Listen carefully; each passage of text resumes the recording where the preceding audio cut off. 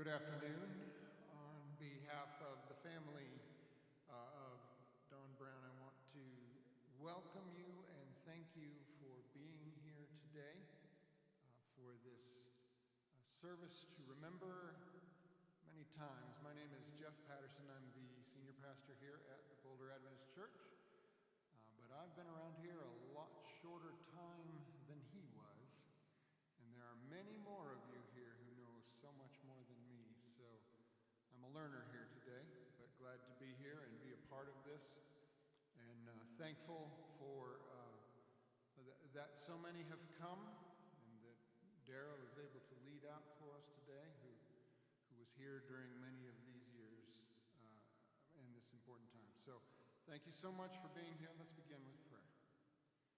Father in heaven, we ask your Holy Spirit to be present this day with us in this place where Don himself many times came to seek your will, your guidance, your leading in his life.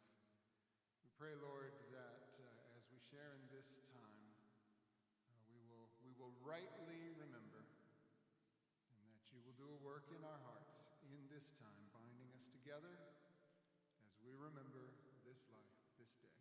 In Jesus' name, amen.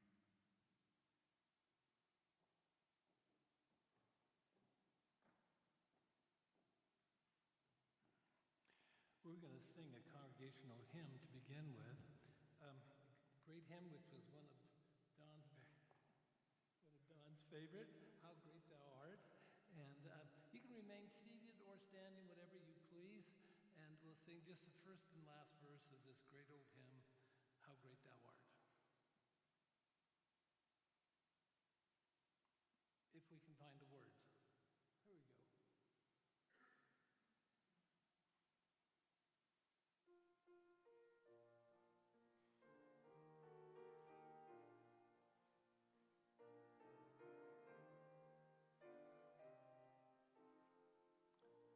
Sing with me, please. O Lord my God, when I in awesome wonder thy power throughout the universe displayed, I see the stars, I hear the rolling thunder, the power throughout the universe displayed. Then sings my soul, my Savior God, to thee. How great thou art, how great thou art. Then sings my soul, my Savior God, to thee. How great thou art, how great thou art.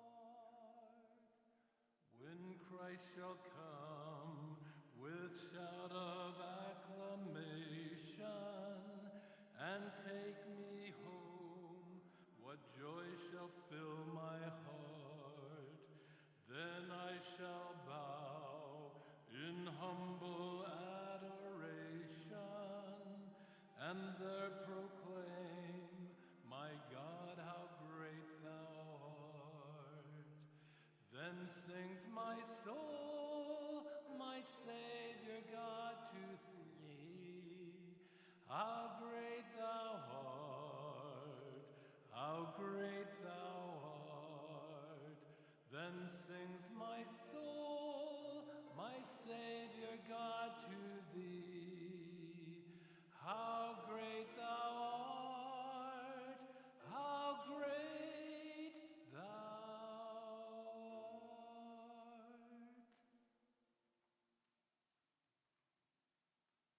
Thank you. One quick announcement as we get started. In the pews around you are a little card like this. Please take the time to write a note to the family. It would be much appreciated, and they'll be picked up, and then we'll pick them up afterwards.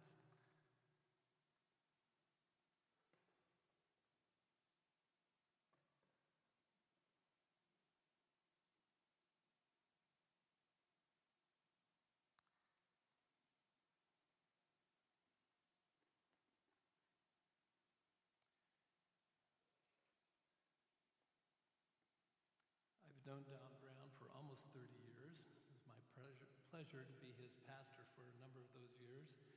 And we had many wonderful, great time together, traveling and chatting, visiting. I was thinking this morning, as I was contemplating this, how to introduce this. Don Brown was my friend and my hero. I appreciate immensely this man and what he represents. So much so that I brought a book along today. If today was a normal Sabbath and we had met at church, I'd met at church with Don. After everything was done, I would have gone and looked him up and said, "Look what I'm reading." You can't see it from where you are. It's Landscape Turned Red. It's the story of the Battle of Antietam. One of Don's favorite pastimes was history, and military history especially. And he traveled to many of the battlefields of the Civil War and the reenactments of those battles. And we would have had a little chat. Now, you knowing Don know that you can't have a little chat with Don. And then those who know me know that I talk just as much as Don does. And so they would have been gone on for quite a while, to say the least. But I appreciated this man. And after what I would comment on him is after a terrible battle like Antietam, the bloodiest day of the Civil War, no one who was there could ever be the same. And that is why Don is one of my heroes. No one who worked and served his country in Vietnam could ever be the same. And I salute him and appreciate what he did for his country. About the same time as the Battle of Antietam, we as a church, the Seventh-day Adventist as a church, were organizing. And we were struggling with how we should look at war, our attitude towards war. And we decided at that time to take a non-combatant, conscientious objector position. Yet we wanted to make sure that we did our fair share for the country during its days of crisis. And thus became a great heritage that I'm very proud of, that many of my age, their fathers were medics during World War II. And of course, Don was a medic during Vietnam and served their country faithfully. And so not only do I salute them, but I want to pay tribute to them who gave so much for their country. In your bulletin is Psalms 91. Psalms 91 is the soldier's psalm. And across the page, we'll look at it also, is the medic's prayer. And I would like to focus my pastoral remarks on these two readings and something for us to think about. Psalms 91, we assume that it was written by King David in the Old Testament, who was one of the great warriors of all times with his battle with Goliath and all the rest. And the words that are here in this psalm, though it's a bit lengthy, 16 verses, is thoughts for the warrior, thoughts for the ones who are fighting for their country, thoughts for those who are in places of danger while they're serving their God and their people. It begins by saying, "Those who live in the shelter of the Most High will find rest in the shadow of the Almighty." Two words I ought to emphasize here: who live, who dwell, who abide with Christ, who abide with God. They will find in their God shelter. They will find in their God rest. "This I declare about the Lord. He alone is my refuge, my place of safety. He is my God, and I trust in him. For he will rescue you from every trap and protect you from deadly disease. He will cover you with his feathers. He will shelter you with his wings. His faithful promises will be your armor and protection." I find this metaphor quite interesting, that he will shelter us with his feathers. He will shelter us like a mother bird would shelter her chicks. Stories are told of fires in the farm and the hen house or the chicken coop burning, and going through what was left, they found the scorched body of the mother hen, but underneath, safe underneath, were the little chicks. And that is the type of God that we serve, and that surrounds us. Do not be afraid. Do not be afraid of the terrors of the night, nor the arrow that flies in the day of battle. Do not be afraid, for God is with you. Do not dread the disease that strikes in darkness, nor the disaster that strikes at midday. Though 1,000 in battle fall at your side, though 10,000 are dying around you, these evils will not touch you. Just open your eyes and see how the wicked are punished. If you make the Lord your refuge, if you make the Most High your shelter, no evil will conquer you, no plague will come near your home. For he will order his angels to protect you wherever you go. They will hold you up with their hands so that you won't even hurt your foot on a stone. You will trample on lions and cobras. Now, on the front of your bulletin is a great picture of Don that Gordy will talk to you about a little bit later. But please notice in one hand he has a snake, in the other hand he has a crocodile. And our God has things under control, and he will take care of you.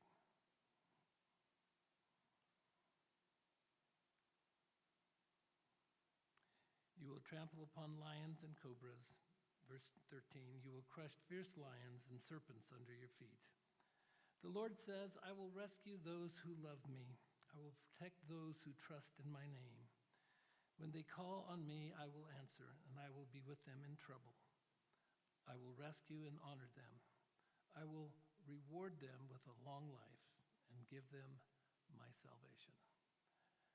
We believe that we have a future, and that future is in Jesus Christ, a future life in Christ. His salvation is adequate and sufficient to take care of us. And now the medic's prayer. You can read along with me. Medic's combat prayer would be for a medic, for a doctor, for any of the personnel that are serving on the battlefield and in hospitals to take care of our fighting force. O Lord, I ask for your divine strength to meet the demands of my profession. Help me to be the finest medic, both technically and tactically. If I am called to the battlefield, give me the courage to conserve our fighting forces by providing medical care to all who are in need. If I am called to a mission of peace, give me the strength to lead by caring for those who need my assistance. Finally, Lord, help me to take care of my own spiritual, physical, and emotional needs. Teach me to trust in your presence and never failing love. I love this prayer. And before I knew this prayer, I was praying it often for Don, because he suffered so much in the effect of serving his country in Vietnam. All of his days he suffered from that. And we need to take care of ourselves and make sure that we are taking our care for our physical, spiritual, and emotional needs. We have a lot in our program today. Ginger, Don's daughter, will now share his life story. And following that, from the vets group that Don was a part of, Darren will share some words.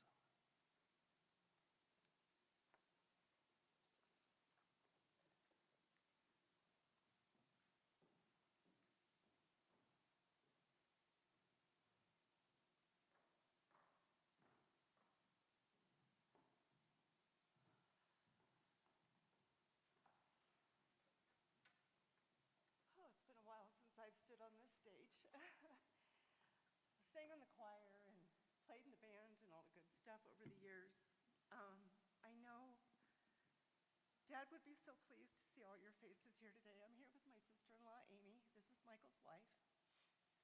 I just want to thank each one of you, regardless of how you knew my father or you whether to just here to support Cindy and the family. I really appreciate it. Dad's celebration of life. We thank you again for joining us. I'm Dawn's oldest daughter, and I'm joined today with my brother Michael.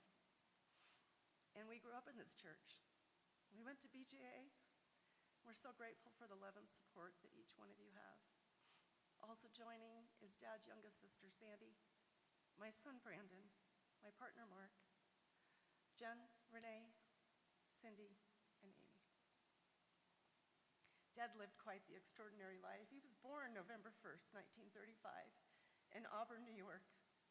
He was the eldest of 5 children, 3 boys, Dad, Uncle Robert, Uncle Mac, and 2 sisters, Judy and Sandy. Born to J. Bruce Brown and Dorothy Mackenzie Brown. Perhaps Dad's love for travel began early in his childhood as the family moved frequently while our grandfather completed his medical training. He lived in Union Springs, New York, Boston and New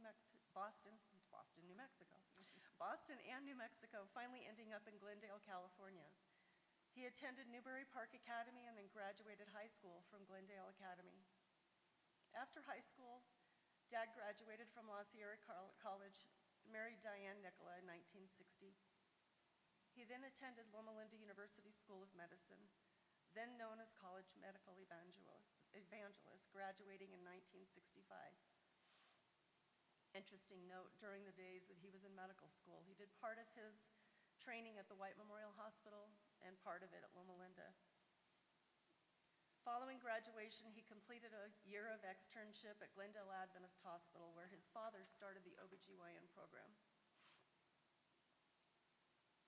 Dad's service to our country and his career. Dad was drafted for service to our country, but his draft was postponed as the U.S. Army wanted him to finish his medical education before going to Vietnam. We're grateful for his service as captain in the U.S. Army from August 1966 to February 1969, including active duty in Vietnam from June 1967 to June 1968.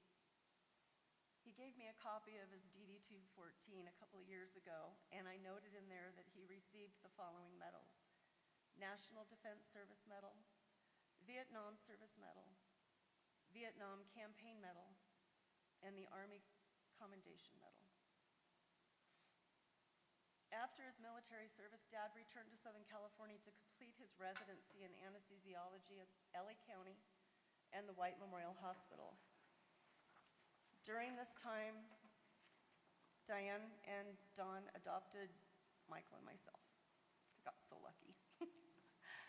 Following his residency, our family moved to Sacramento in 1972. Oh. Thank you. Dad practiced medicine until relocating to Boulder, Colorado to return to work with Dick Balkins in 1975. He and Cindy got married in 1986 and continued his anesthesia practice for an impressive 50 years until retirement in December 2014. I know. The man we knew and loved, Dad never left a stone unturned and approached his life's boundaries in ways that could be quite unnerving. I'm sure Gordy's going to give us a few of those. His adventures on Mount McKinley or Denali, however you choose to say it, crossed his toes into, I believe, Turkey, Syria, crazy places like that come to mind. Known affectionately as Dirty Brown, complete with a signature brown grin by his college buddies, he had a fervent passion for many things, including books. Thanks for reminding me of that, Dr. Gordy. Fast pitch softball, travels to destination worldwide, including his January getaways to Cabo with Cindy. Maps and history, working in the yard. I think Michael and I moved more rocks than many will ever see. Railroad ties, he did love the song Greensleeves. Coffee on Fridays with his coffee buddies and also Wyoming trips with them. He ran marathons, he climbed mountains, he cycled. In fact, cycling 19 miles even a few days before he passed. The man loved food, especially sweets like ice cream and tapioca. But most of all, he fervently loved and was immensely proud of his kids, Michael, Amy, Jennifer, Renee, and his grandchildren, Brandon, Jacqueline, Braden. And Jackie and Braden couldn't be with us because they had other plans, but we miss them. Memories from loved ones. Aunt Sandy wants her brother to be remembered as a world-class athlete. A mountaineer who climbed most of the highest peaks in America, South America, a dedicated marathoner, a distance cyclist, Dirty Brown to his college flag football team at La Sierra College, a successful anesthesiologist who trained to serve our troops in Vietnam, and a man who always loved his God and family. I'd also like to share some memories that others have shared with us since Dad's passing. Cousin Susie, he was a great guy. Barb Jeffers loved our trip to Alaska when Mountain Man Don summited McKinley. Tish Jeffers reminded us of the crazy road trip that we all took to Alaska. Wes Williamson, who was a classmate of mine. Don was an amazing person, and I will miss the conversations we had together. He was so well-versed on many subjects. You and your family have been a part of our lives for many years. We will miss him greatly. Brenda Porco-Smith remembered our wonderful family trips with the Porcos and sent a picture of our Labor Day climb up Mount Whitney. I summited too, but Dad carried my stuff. Evie Chaddock said she was so glad she knew him. Carol Zadra said it was a pleasure for her and Gus to know him.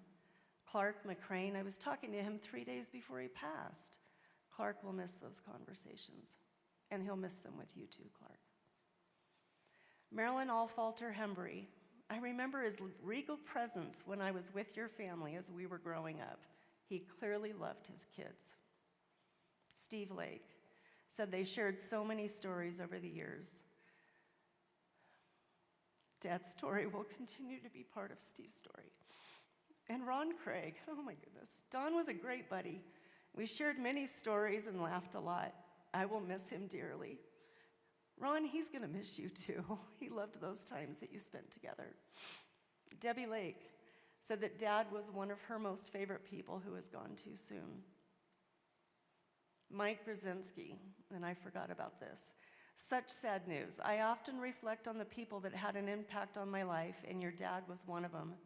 He was gentle and soft-spoken, unless you were his child and you got into trouble. Mike remembered going on winter camping trips and a ski trip that Art invited him on, where Dad took Mike home.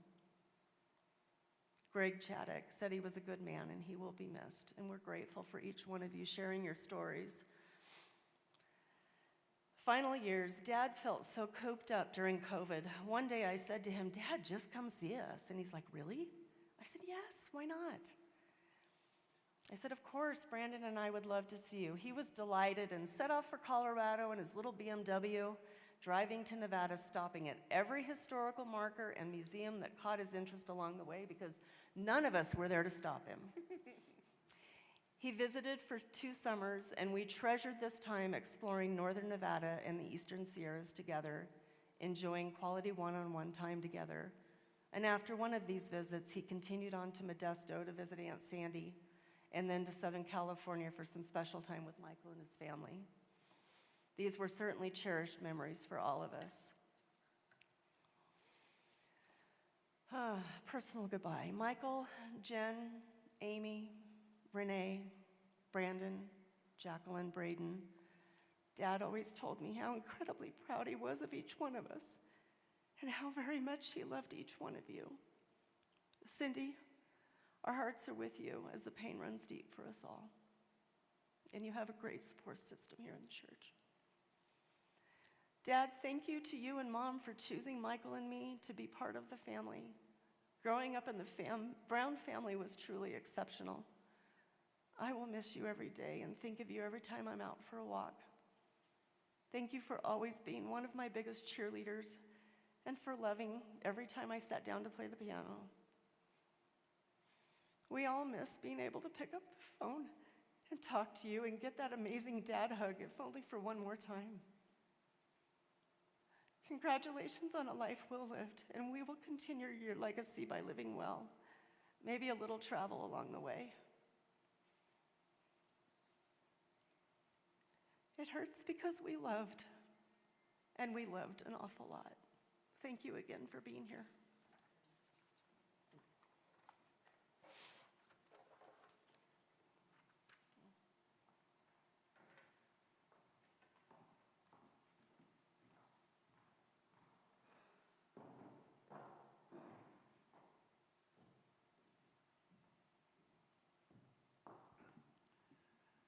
First of all, I'd like to apologize for my casual dress today, but for some reason I found out my suit and dress pants just don't fit anymore. I don't know why. So anyway, forgive me for that. My name is Dan Darren. I'm a fellow Vietnam veteran and friend of Don. And I titled my share today, Doc Brown's Fast Pitch Softball Awakening. And it certainly was. So one day, first of all, I should tell you, Don, of course, is one of our members of our Vietnam group, and we'll certainly miss him a lot. But one day after the meeting, walking to the car, Don and I used to talk all the time, and talk. And on the way to our vehicle, I made the mistake of mentioning my dad played a lot of baseball, and my son, and myself, and Don lit up like a light bulb.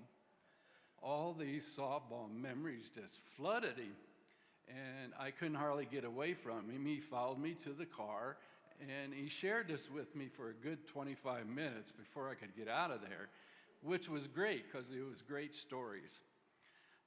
So I sat there in that Jeep and I thought, I need to honor him somehow. So I went and bought this used softball for $1 and got the Vietnam group guys to sign it, and also the therapists at the vet center, which they did. Of course, Don didn't know this. So we meet every Thursday. Thursday comes, and we sit in this big conference room with this long table, and I had the softball hid underneath the table.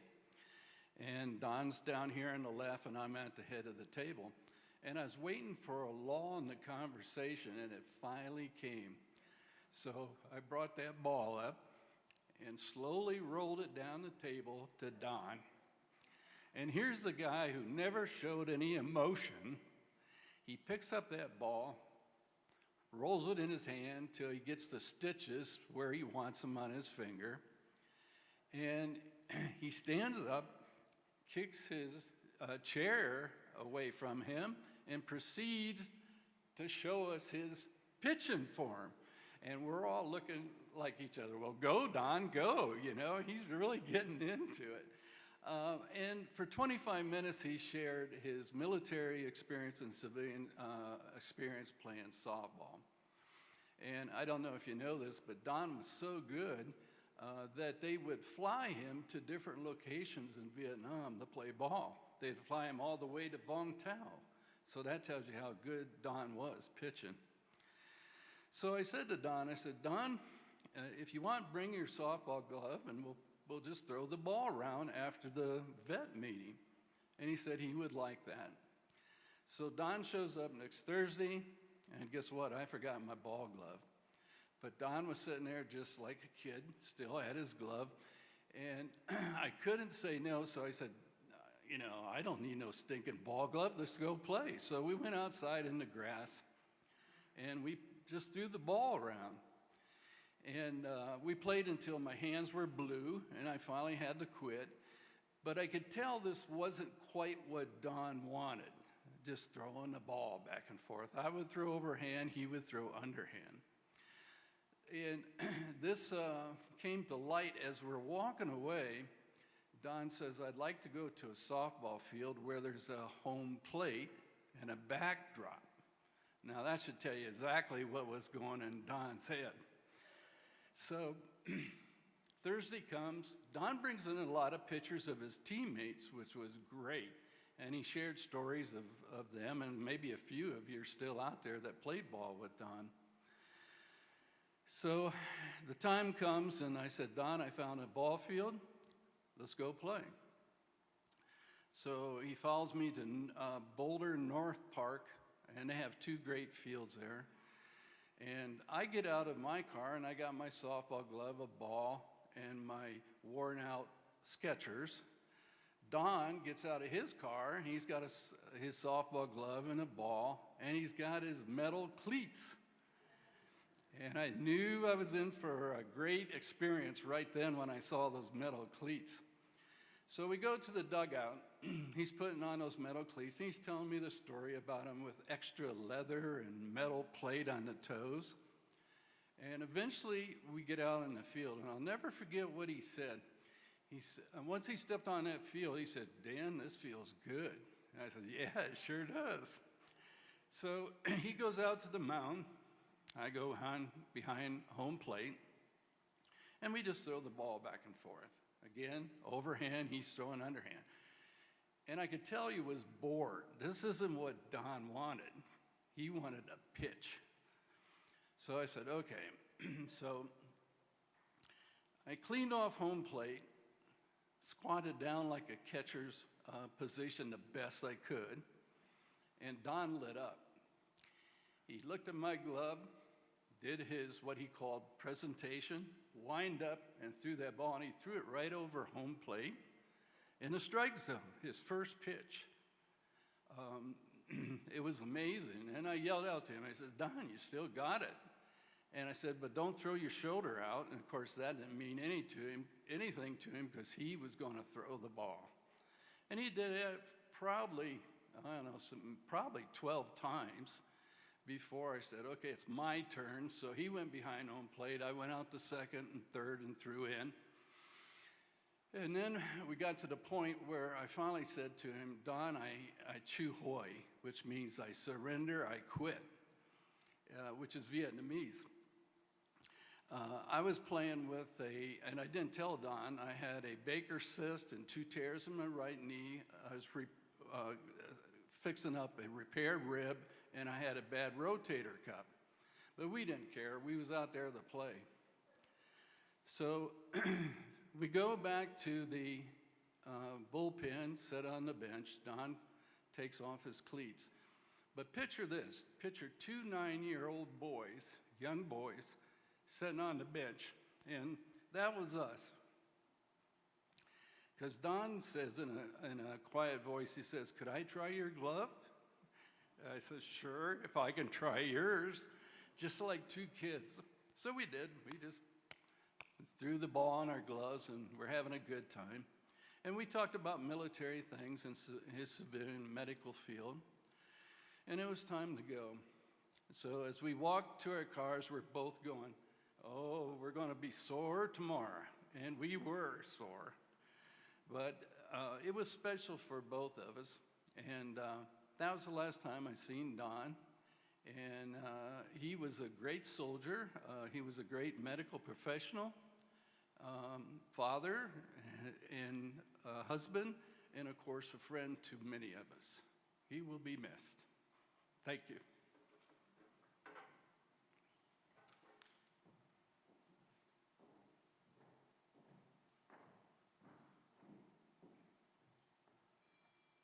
I'd like to invite Dr. Jean Bowles to come forward. There you are. Thank you. To share some of your memories. And then after he is finished, Gordy Gates will have a few comments and pictures also. Thank you, Doctor. Pastor Rod, you mentioned that Don Brown was your hero, and he turned out to be mine also. I've known Don since he came to Boulder.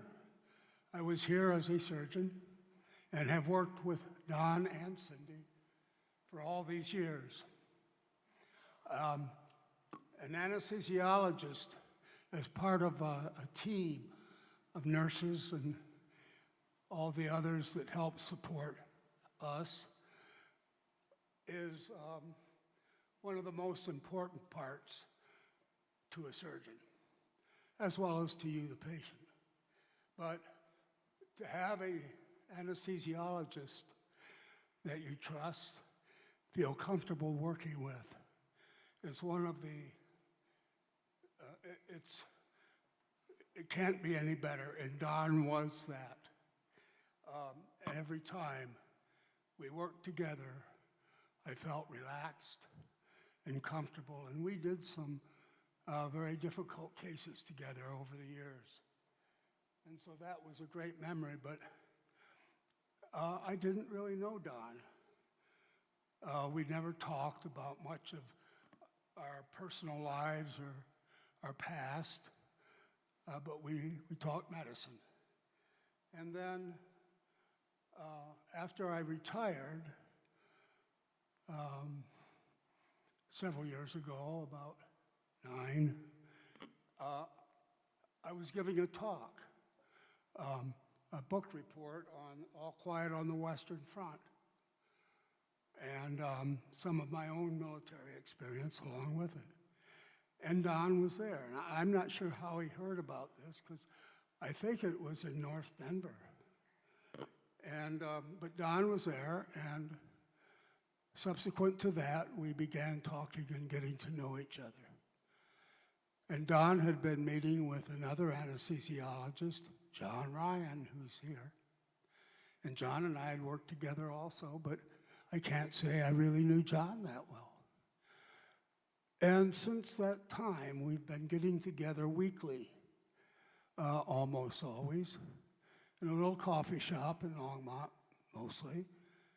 And that's gone on for several years now.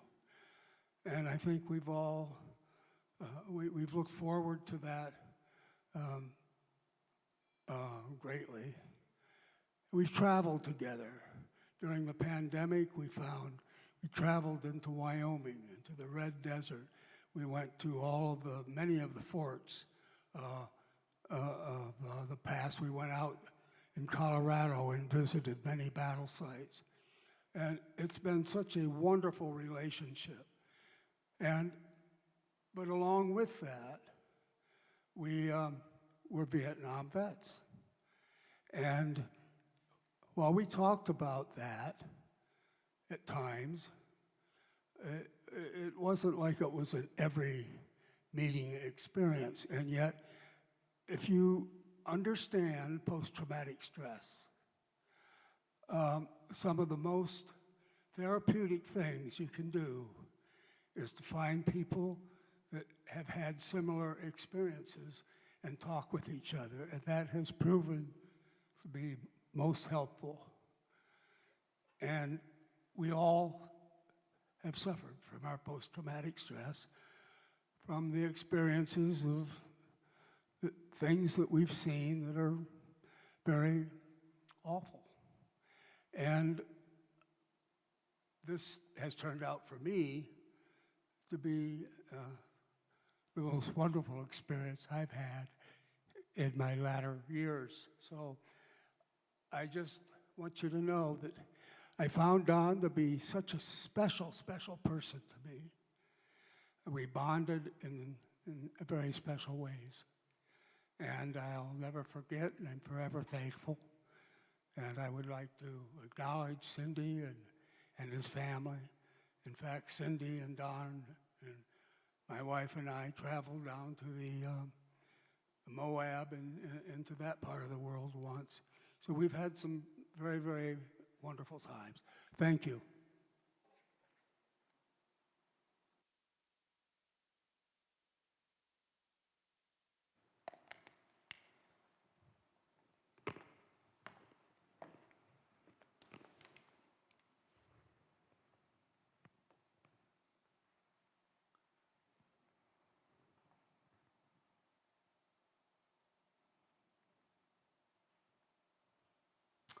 Okay, it's all working.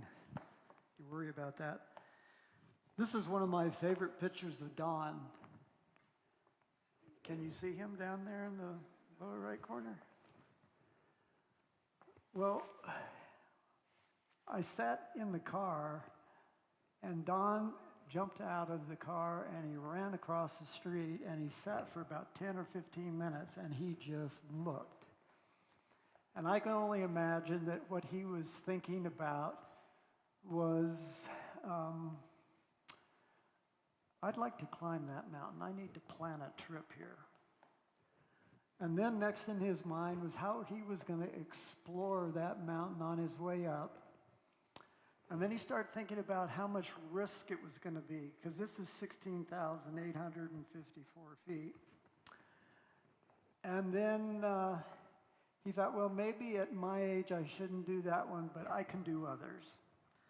So I think those are 4 things that I'm going to try to encapsulate in this little presentation, a snapshot of what it's like to travel with Don Brown. Now, Pastor Darrell, I need you to come up for a minute and help me. We need a little demonstration here. For those of you that know Don, he had a unique way of connecting with us. Now, my intense travel with Don and Cindy, we did 11 trips together. My intense trips began, 2007 was when the planning began. And I was sitting right back there in front of the sound booth. It was a Sabbath at the end of the service. It was 12 noon. Everybody stood up. Probably at that time we were singing congregational hymns. And Don Brown came up to me and he goes, "Gates." Not quite that hard. Maybe harder.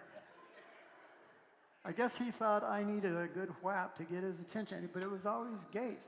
Now, I called him Don, but he called me Gates. I don't ever remember him calling me Gordon. You can go sit down. We're done with you.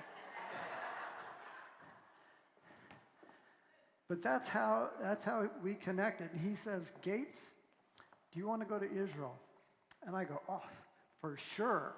I've had a Israeli guidebook in my bookcase for years. And he says, "Well, I've got a plan." And I said, "Okay, let's go." So that was the beginning of trips 2 through 11. But I want to tell you, first of all, about trip 1. And that goes back to, I think somewhere, Cindy, we decided like 1997, when a bunch of ladies and men were turning 40, and so they thought they needed to send some elder couples along, and so they asked Jan and I if we would go with them. And down to Tahiti we went. We were on the island of Moorea. On the island of Moorea, I guess I can go to my next slide. On the island of Moorea, beaches, snorkeling, diving. But if you're Don's friend, you're not going to do any of that. We climbed the highest peak on Moorea. It was slimy, it was wet, it was raining, but we made it to the top. And now we're done with Moorea. Everybody else is having fun at the beach. And Don tells me, "Hey, Gates, you want to go to Bora Bora for the day?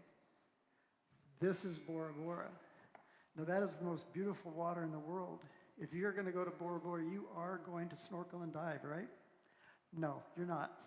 What you're going to do is you're going to find yourself thrashing through a forest, through a jungle, and you're going to be looking for one of 2. He thought there were only 2. I found out there were 8. We'd still be there. But he said, we're going to find this 8mm cannon from World War II. And we had to slash our way through this stuff. Now, this was pre-digital, so I had to make up. I pulled this off the line, and I'm sure that we took a picture of Don out on the end of the cannon, because that's where Don would have been. He would have crawled on this thing and shimmied out clear to the end. So that was trip 1, and I should have learned.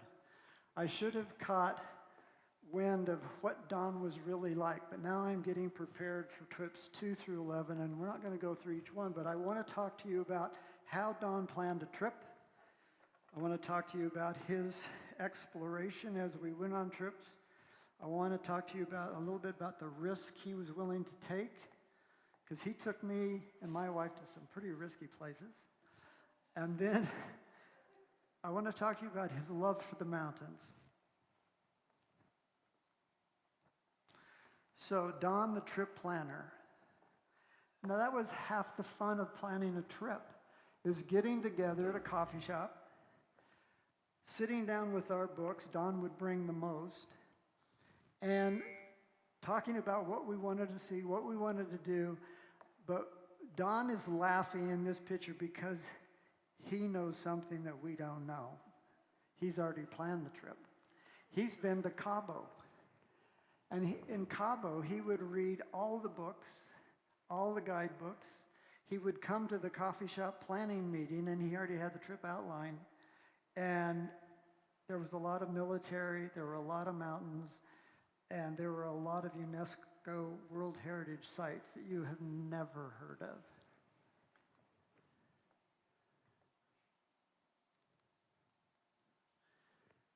So when you're on a trip, you don't stop planning a trip. You go to the hotel and you find a little rack and you pull one of each. And you don't just take those, you read those, you study those, and then you bring them home. And you put them in the file for the next time. And then when you're out at Qumran in the desert of Israel, and there's a bench, and you've seen what you want to see, you get your book out and you study more. Because there's more to see that you have not found yet. Now, if you're in Upper Egypt in Elephantine Island and you're in a village where there's Nubian men that don't speak any English, you still show them the guidebook to try to find out more about what you can see in that area. And it didn't matter if you were anywhere in the world that we went, if it was Palestinian, if it was a Turk, it was anybody that would sit down and help him find something else, he would do it. In Petra, he was studying his books in Petra because he wanted to get down to the detail. This guy was a detailed person. And then we'd go to dinner. Finally, the day is over. We'd go to dinner, but not Don. What do you see in front of him? Yeah, you see his guidebook. He's not done planning. He's still planning. Don the Explorer, my goodness, this guy showed me places that I had never dreamed of. Now look at this. Have you ever heard of the Palestine Exploration Fund? Nobody's heard of that. Don did. And when we were in England, rather than do things at the major museums in London, we had to get on the underground and go way out of town and find the Palestine Exploration Fund, because he knew that there were guidebooks and there were maps and there were things that we needed to acquire for our future trips. Well, we went way out into the boondocks of the London suburbs, looked around, couldn't find the place. Finally, a guy told us, this place is down the alley by the 2 dumpsters, and that's the door to the Palestine Exploration Fund. And what did we find there? Maps and guidebooks. Now, if you're in London and you're going on up mid-England,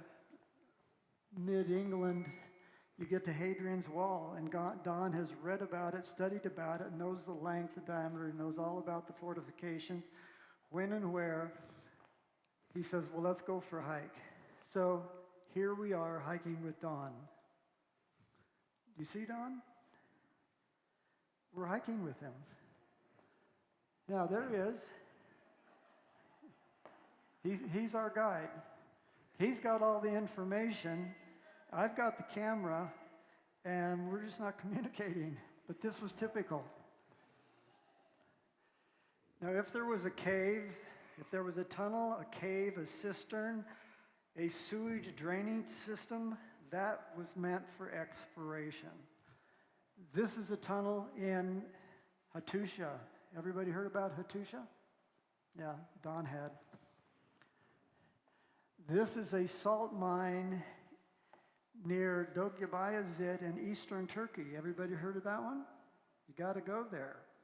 Don found it. How about the cistern on the top of Masada? This is a cistern, and Don had to find this one. I remember we spent a lot of time finding the entrance to this one. And this is a little dark, but Don is standing down in the back, trying to get proportion in size, but it's a little dark. Now, this is a tunnel system in Jerusalem that Don and I love. It's called Hezekiah's Tunnel. It's built in 701 BC, so what could go wrong in here? And it's a third of a mile long, and it's not a straight tunnel, it's a curved tunnel, and they dug it from both ends. So Don and I had to find out, where did the two meet?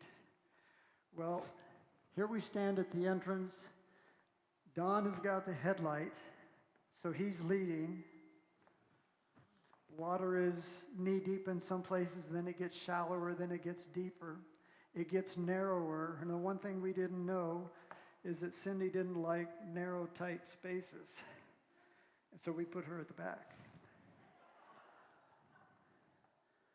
Now, here's my guide leading me. He's got the light, I've got the camera, I've got a flash. And as it got narrower and smaller, this is the view I had for a third of a mile. But he's my guide, and I trust him. And when you get out to the end of the tunnel, there's an inscription. It's called the Shalom inscription. It tells about how they built this in 701 BC. And Don's going to read every word of it, and you can't get by him. You have to wait your turn. This is Don the Explorer. Now, we traveled a lot. We did 11 trips, as I said, with him, and to the Middle East, and there's a lot of mosques, and there was not a mosque that Don didn't want to go in. This is the Blue Mosque, and it takes an hour, 2 hours to explore this one, but we found smaller ones that could take only an hour, but we found a lot of them, and we had to go in every one of them that he could find. We had to study the architecture, the colors, the orientation, everything, the tiles. The Blue Mosque is absolutely spectacular. He's taking photographs of everything. And then we come to the most challenging mosque that we could find, and this is in Jerusalem on the Temple Mount, and it's called the Al-Aqsa Mosque, and it's the third most holy site in Islam, and Don and I tried multiple times to get in there. We probably would have started World War III had we gotten in there, but nobody would let us near the door. We would always approach the door, and we would be pushed aside, but we tried, because Don wanted to explore the inside of that mosque. Or on top of Masada. Instead of staying on top of Masada and looking down at the Roman siege ramp, we had to go explore it. And we went far astray from where we were supposed to until the Israeli military stopped us and said, "What are you guys doing out here? This is out of bounds." And Don said, "Well, just looking around," so off we go. Or how about, here's Hattusha again, north of Cappadocia in Turkey, an incredible World Heritage site. You could spend 2 or 3 days there, and Don had enough detail that we needed to spend a couple of days there. Don the risk taker, well, our guide said, Don, don't go near there, but he had to get the picture. He was not afraid of heights, as you know. As I said to Ginger, he always was attracted like a magnet to these sites that you were not supposed to go to. So if there was a sign that said, "Don't go here," he'd go right next to it and like put his toe over the edge. Or while we're driving through eastern Turkey, a sign that says Iran, and sure enough, both Don and Cindy jump out and say, "Yeah, let's go to Iran." Now, you don't usually plan a trip when you've heard that the Arab Spring in 2011, January 25, you don't start planning the trip to go to Cairo when there's been about 800 people killed in Tahrir Square. But a month and a half after Arab Spring, there's Don and Cindy at Tahrir Square. Don's going, and this is by the palace where all the cars are burnt out. And we didn't stay away from it. We had to go explore it. We had to find out where everything happened, because it was a coup. And he had to go explore what was going on there with a smile on his face. Now, some people don't want to explore the Dead Sea. Cindy's having a good time. I'm not so sure Don is in this one. I think he's hitting bottom. Now, I can't say which little speck down there is Don, but I know he's down there. Because every time there was a hot air balloon, he got in it, he and Cindy. I was happier to take pictures of the balloons. So I know they're in a balloon here somewhere, but multiple times in Egypt and Cappadocia, a few times, Don and Cindy were up in the balloon. And then at last, Don the Mountaineer. Now everybody has heard of Mount Nimrod, haven't you? See, Don did. And Don said, we have to go there. Well, our driver of our Mercedes van, as we're going along, he says, this is too dangerous. So Don says, Gordy, you drive. Well, he didn't say Gordy, he said Gates. Probably hit me on the shoulder. Gates, you drive. So I drove, and I've driven a lot of Jeep roads here in Colorado, but this one was rather nasty. But it was way off the beaten track. It's a World Heritage Site. You've seen pictures of this in National Geographic. So it required a nice long climb up to 7,000 feet, which isn't high, but when you start low, it's still a good struggle. And when you're up on top, you're rewarded with these first century statues, first century BC statuary built by Antiochus the First, and it's an amazing structure. I mean, it's like, wow, Don, how did you find this? Well, there were others there. There were 10 other Turks that wanted a picture of Don and Cindy. They never asked my wife and I for a picture, but everybody wanted a picture with Don and Cindy. And then, of course, Don had to document his view of things up on Nimrod Dag. And then Mount Sinai in the Sinai Peninsula, high desert, very cold at night. You start the climb at midnight. And I'm sure that Don told Cindy wanted to ride the camel, I'm sure.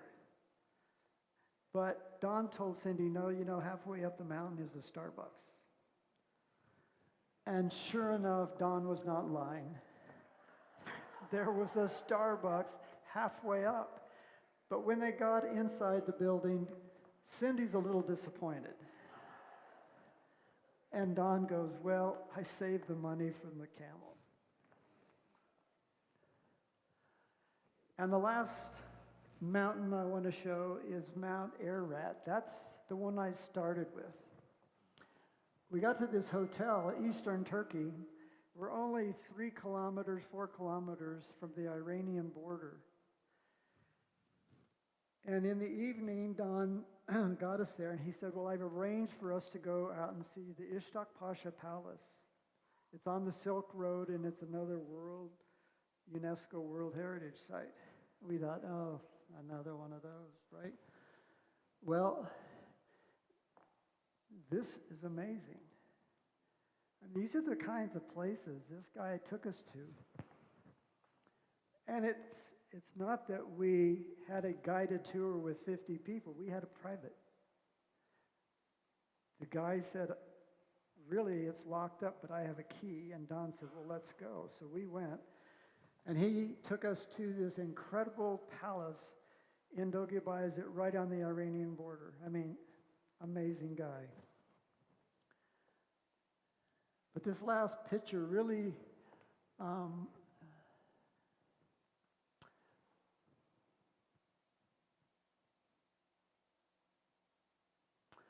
really speaks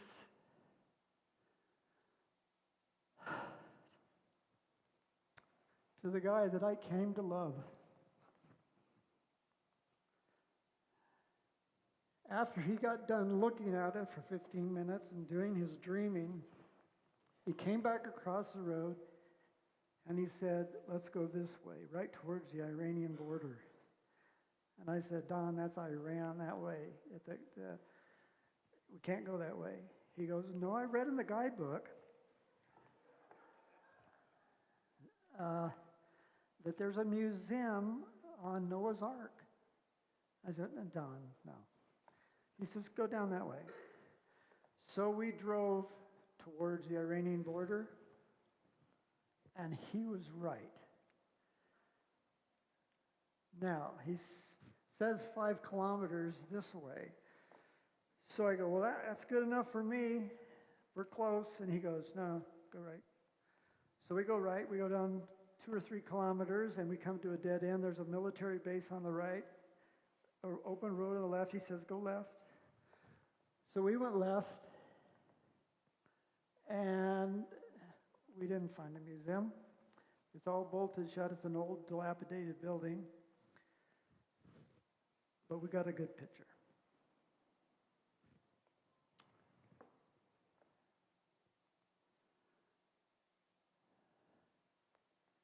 So I leave you with this snapshot of a guy that changed my life.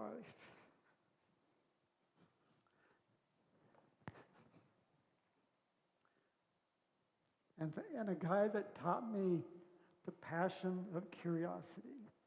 And even though he's not with us now, let's keep him alive in our stories.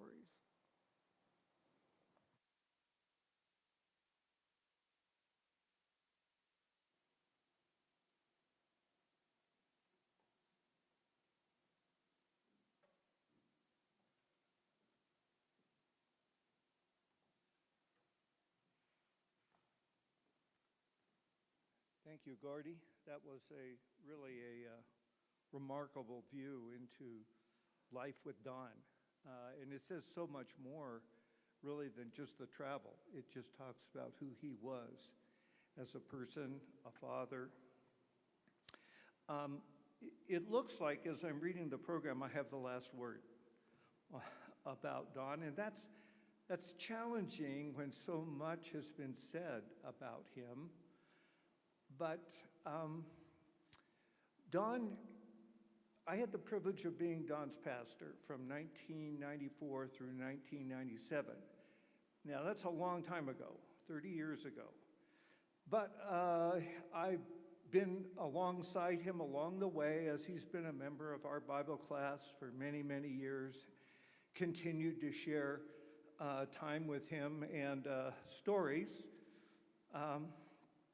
But since Don came to Boulder in 1975, he went through a lot of pastors in this church. This sampling of 3 of them you see here is a very small sample of all those that he had. But when I arrived in Boulder in 1994 and met Don, he told me that I was different, not better, different. And we're different because he discovered that we shared military service during the Vietnam War.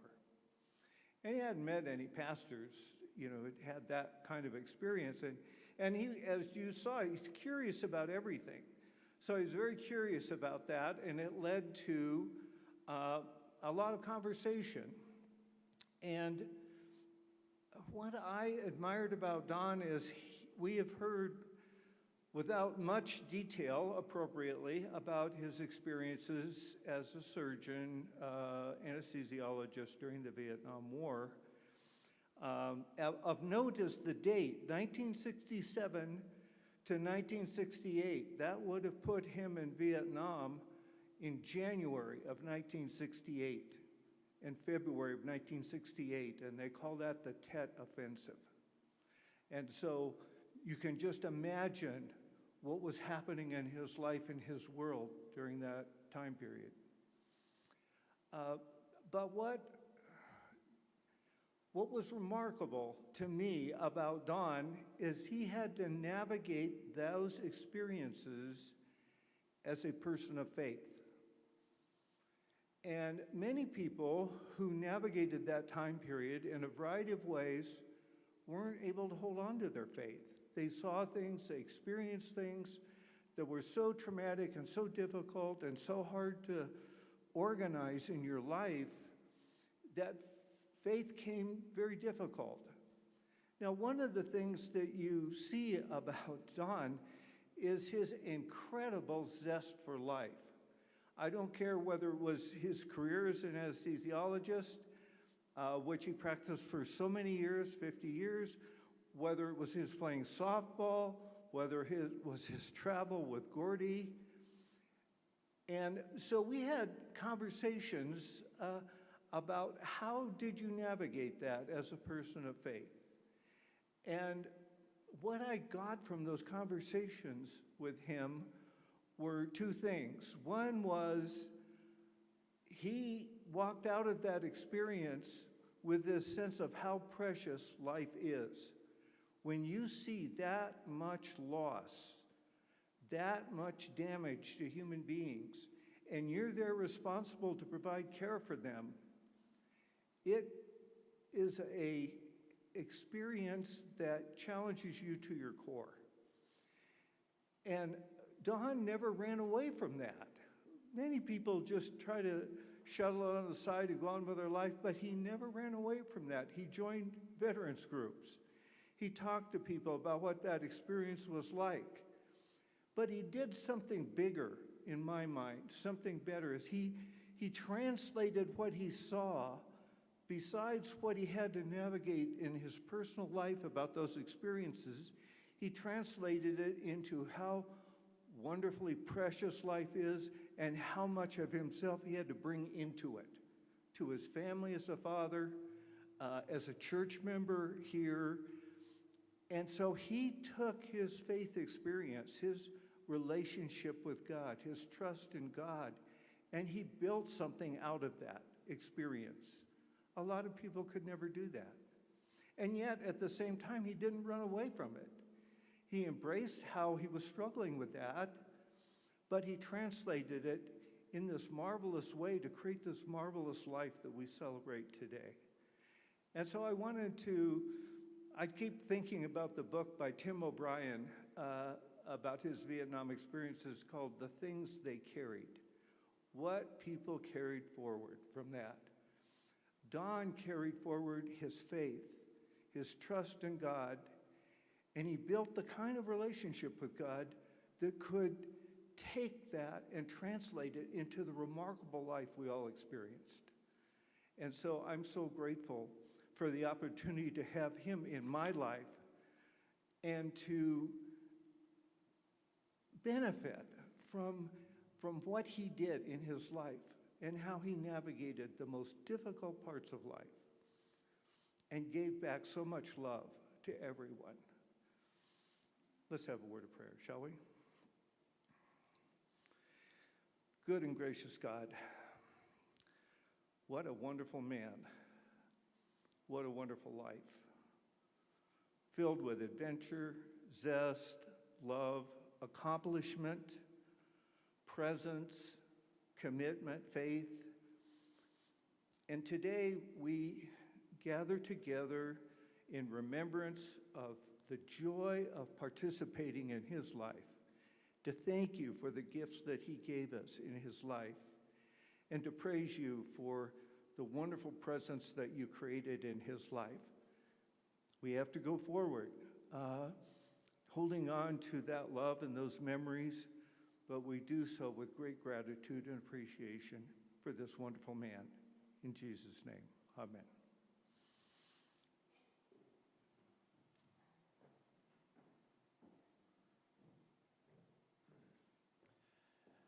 They called it the brown smile. I called it Dennis the Menace smile. That's what I did. At this time, we will proceed with final military honors. It is my pleasure to welcome the Colorado National Guard. It is requested that if able, please stand covering your heart with your right hand. If you are a veteran or currently serving in the United States military, it is appropriate to render a hand salute. At the completion of taps, please be seated.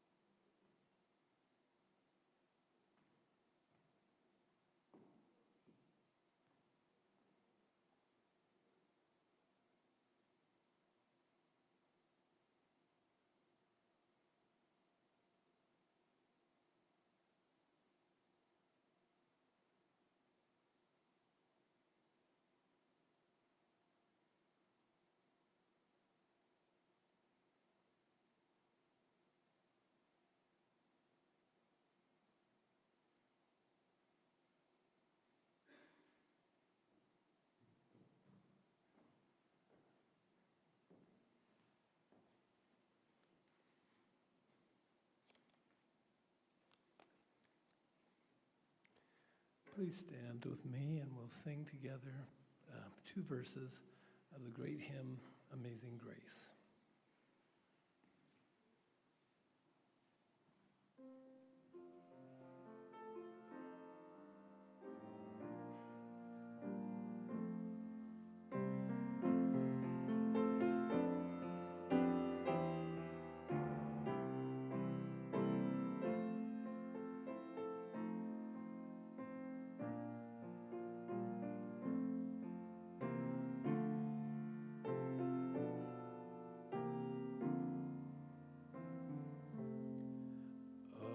Amazing grace, how sweet the sound that saved a wretch like me.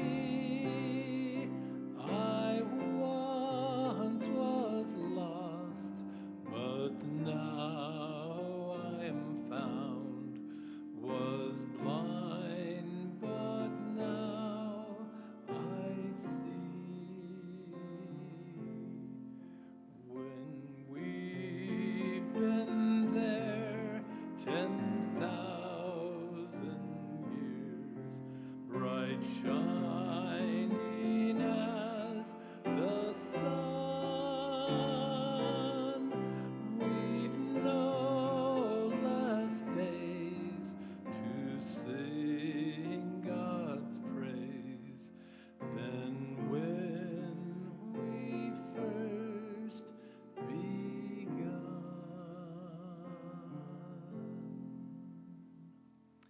Be seated, please. A few announcements. First of all, for men over 70, restrooms are downstairs, either front or back. You're invited, of course, to reception in the community room out this door all the way at the end of the hall. As you came in and as you've been sitting here, hopefully you have signed some of the guest book or the guest cards. Please make sure you've done that if you haven't yet accomplished that. You'll be able to give personal condolences. The family is here in front. If we would line up on this this aisleway on this side and make your condolences. Move through quickly, but take the time, and in our reception you'll have also opportunities. Donations, any donations you would like to make, a peacefuljourneyhospice.com.